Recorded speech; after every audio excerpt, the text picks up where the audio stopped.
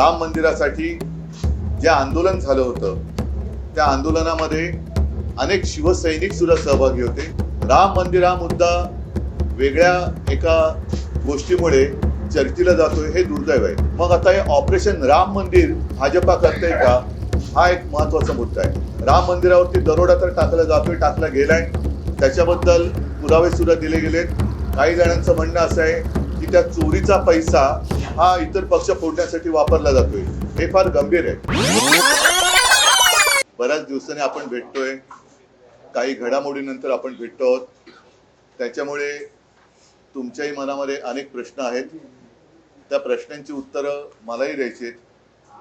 त्याचबरोबरीने आपल्या देशात, राज्यात, शहरात, राजकारणामध्ये, नागरिकांच्या जीवनामध्ये अनेक व्यथा, समस्या या त्यांना भेडसावत आहेत। त्याही बद्दल आपल्या मनात प्रश्न आहेत।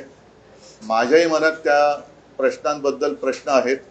पण आज मी आपल्याला एक विनंती करू इच्छितो की आज मी फक्त एकच विषय घेणार आहे।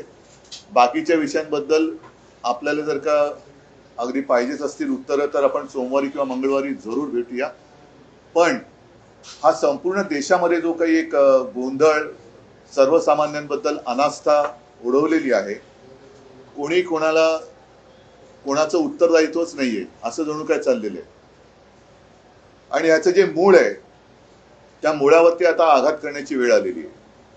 कारण संपूर्ण देश हा आज भारतीय जनता पक्षाच्या अंमलाखाली आहे आणि भारतीय जनता पक्षाच्या सत्तेचं मूळ जे आहे, ज्याच्यामध्ये आम्ही सुद्धा सहभागी होतो, ते म्हणजे राम मंदिर। राम मंदिरासाठी जे आंदोलन झालं होतं त्या आंदोलनामध्ये अनेक शिवसैनिक सुद्धा सहभागी होते। देशातील तमाम हिंदू हा सहभागी होता। तो काळ आजही आपल्यापैकी अनेकांना आठवत असेल। आपल्या माध्यमातून ती सारी दृश्य जनतेच्या मनामध्ये खोलवर रुजलेली आहेत। कारसेवकांवरती झालेले अत्याचार, मग झालेलं गोध्राचं हत्याकांड, अहमदाबादमधली दंगल, अगदी मुंबईमध्ये सुद्धा जे काही घडलं होतं, बॉम्बस्फोट असतील, आणखीन काही गोष्टी असतील, त्याच्यामध्ये हिंदूंनी बरंच काही सोसलं होतं। आणि त्या सगळ्याचं मी असं म्हणेन भांडवल करून भारतीय जनता पक्ष, जो हे आंदोलन सुरू होण्याच्या आधी संपूर्ण देशामध्ये त्यांचे फक्त 2च खासदार होते आणि गांधीवादी समाजवाद हा त्यांनी अंगीकारलेला एक कार्यक्रम होता। तो कार्यक्रम सोडून ते हिंदुत्वाकडे वळले, राम मंदिराच्या मुद्द्याला हात घातला आणि आज देशामध्ये अगदी अमर्याद सत्ता भोगतायत। अशा या भारतीय जनता पक्षाच्या काळामध्ये राम मंदिर हा मुद्दा वेगळ्या एका गोष्टीमुळे चर्चेला जातोय हे दुर्दैव आहे।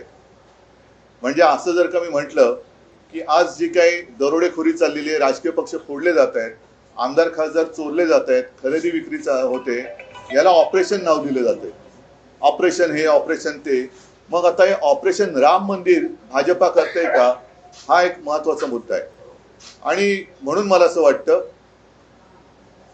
की या सगळ्या बातम्या दाखवल्या जात असतील, नसतील, बातम्या छापून येत असतील, नसतील, पण चोरी तर होते। राम मंदिरावरती दरोडा तर टाकला गेलाय, त्याच्याबद्दल पुरावे सुद्धा दिले गेलेत। काही जणांचं म्हणणं असं आहे की त्या चोरीचा पैसा हा इतर पक्ष फोडण्यासाठी वापरला जातोय, हे फार गंभीर आहे। आणि जसं एकदा अटल बिहारी वाजपेयी म्हणाले होते, जेव्हा मी सांगितलं ना 90चा काळ होता की अब हिंदू मार नहीं खाएगा, तसं आज मी म्हणतोय की अब हिंदू माफ नहीं करेगा। जे मंदिर लुटतायत, मग ते भाजपचे कोणी असतील किंवा आणखीन कोणी असतील, पण लेकिन अब हिंदू माफ नहीं करेगा उनको। जे मंदिर लुटतायत त्यांना हिंदू त्यांची जागा दाखवल्याशिवाय राहणार नाही। आणि त्याची सुरुवात आम्ही येत्या रविवारपासून करतो। येत्या रविवारी 5 तारखेला संध्याकाळी 4च्या सुमारास दादर इथे पुणे एकेकाळी जो एक कबूतरखाना होता, तिथे एक मारुतीचं मंदिर आहे। त्या मंदिराच्या समोर तमाम हिंदूंना, ज्यांना असं वाटतंय की भाजपच्या कालखंडामध्ये हिंदुत्व धोक्यात आले म्हणून ज्यांनी मोर्चे काढले होते, त्यांना सुद्धा मी आमंत्रित करतोय। पक्ष वगैरे न बघता जे जे राम भक्त असतील, जे जे हिंदू आहेत, ज्यांना ज्यांना रामाच्या मंदिरात होत असलेली चोरी ही सहन होत नाहीये, पण जाब विचारायचं वाटतोय, ते सगळेजण तिकडे 4च्या सुमारास जमतील. मी स्वतः तिकडे जाणार आहे. माझ्यासोबत शिवसेनेचे नेते असतील, लोकप्रतिनिधी असतील, आणि मी तर म्हणेन केवळ शिवसैनिकच नाही तर तमाम राम भक्त असतील, ज्यांनी ज्यांनी हिंदुत्व सोडलेलं नाही, ज्यांनी ज्यांनी बाळासाहेबांचे विचार सोडलेले नाहीत, ते सुद्धा हिंदू असतील तर ह्याच्यामध्ये येऊ शकतील. त्यांनी यावं आणि तिथे मग आम्ही रामरक्षा आंदोलन करतो. त्याच्यात साहजिकच आहे की रामरक्षा एक जसं पूर्वी आम्ही महाआरती करत होतो हिंदूंना जाग करण्यासाठी, आता हिंदू जागे झालेत.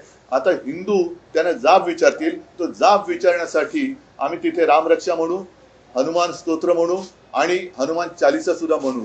हे जाहीररित्या हा कार्यक्रम सुरू होईल.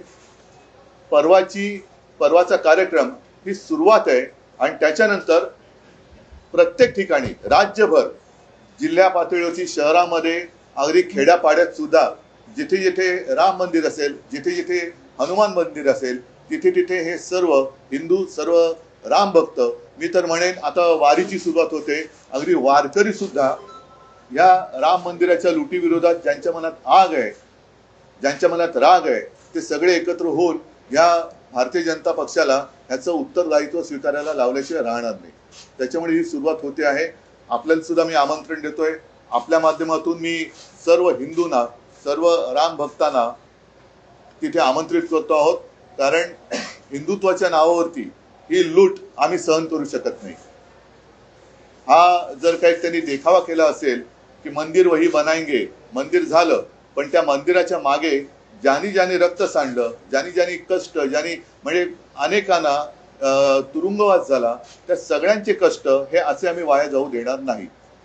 म्हणून परत एकदा सांगतो की आज आहे शुक्रवार, परवा रविवारी 5 तारखेला साधारण 4च्या सुमारास दादर येथे जे मारुतीचं मंदिर आहे, जिथे जुना कबूतरखाना होता, तिथे सगळेजण एकत्रित येतील आणि रामरक्षा आंदोलन आम्ही सुरू करतो.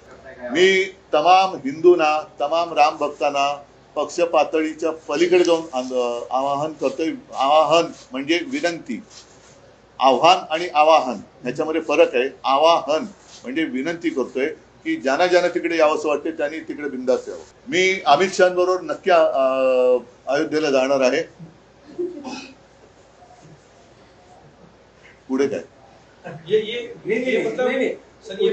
ऐका, एक मिनिट, तुमच्या प्रश्नाचं उत्तर देतो. की तुमच्या लक्षात असेल की त्यावेळेला राम मंदिराचं आंदोलन हे देशव्यापी होतं, पण शिवसेनेने, अगदी स्वतः शिवसेना प्रमुख हे अक्षरशः राज्यभर फिरले होते. मग कधी महाआरती असेल, कधी ते शिलापूजन असेल, अनेक ठिकाणचे फोटो माझ्याकडे आहेत.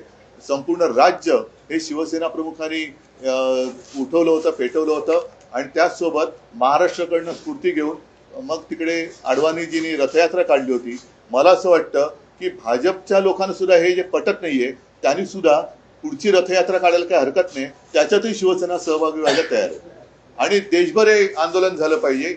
जे जे हिंदूंच्या भावनेशी खेळतायत, जे जे हिंदूंच्या भावनेशी खेळलेत आणि हिंदुत्वाचा बुरखा घालून जे राम मंदिर लुटतायत, ते माझ्या मते देशद्रोह करतायत. देशभरात सुरू झाले, पण महाराष्ट्र त्याच्यामध्ये मागे राहणार नाही. महाराष्ट्र हा नेतृत्व करेल आणि असं हिंदूंच्या भावना या कोणी अशा स्वतःच्या खेळण्यासाठी वापरू नये, स्वतःच्या स्वार्थासाठी वापरू नये.